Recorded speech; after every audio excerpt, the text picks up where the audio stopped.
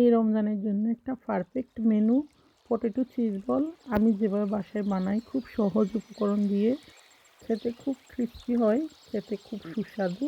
চলেন দেখে নিই। সবাইকে আসসালামু আলাইকুম। প্রথমে ডিম এবং আলুকে ভালো করে সিদ্ধ করে নিতে হবে। এরপর একটা সালাদ কাটা মেশিনের মাধ্যমে এভাবে কেটে নিতে হবে, কারণ হাত দিয়ে করলে এগুলো একটু গোটা থেকে যাবে, তখন খেতে অত স্মুথ লাগবে না। বাট যদি না থাকে তাহলে আপনারা হাত দিয়েও করতে পারেন, কোনো সমস্যা নাই।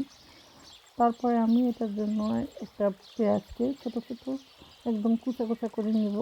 এরপর পেঁয়াজ কুচিগুলা ডিম এবং আলুর মিশ্রণের সাথে মিক্স করে নিব। এরপর আমি একে একে এর ভেতরে দিয়ে দিব ধনিয়া কুচিগুলো মিক্স করে নিব।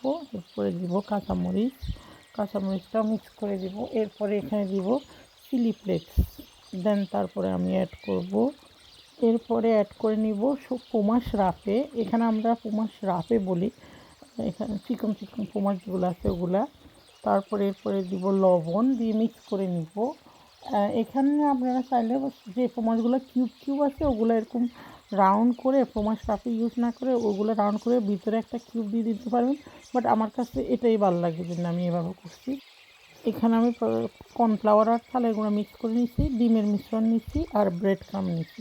প্রথমে চালের গুঁড়ার ভিতরে দিয়ে তারপরে ডিমের মিশ্রণের ভিতরে ডুবিয়ে ব্রেড ক্রাম্বের ভিতরে দিয়ে নিতে হবে। এরপরে আপনারা ডুবো তেলে ফ্রাই করে নিতে পারবেন। ফ্রাই করলেই খুব মিডিয়াম লো হিটে দেন হয়ে গেল খুব সুস্বাদু ক্রিসপি পটেটো চিজ বল। বিশ্বাস করেন অনেক বেশি ক্রিসপি এবং কি আমার কাছে অনেক টেস্টি মনে হয়েছে। আপনারা একবার হলো বাসায় করে দেখবেন। আর আমি এটার সাথে খাওয়ার জন্য একটা মিক্স সস বানিয়ে নিচ্ছি, যেমন ক্যাচআপ, মায়োনিজ আর এখানে সস হারিসা মিনস, এটা অনেক ঝাল সস হয়। এটা তিনটা মিক্স করে এটা সস বানিয়ে নিচ্ছি, এটা অনেক টেস্টি।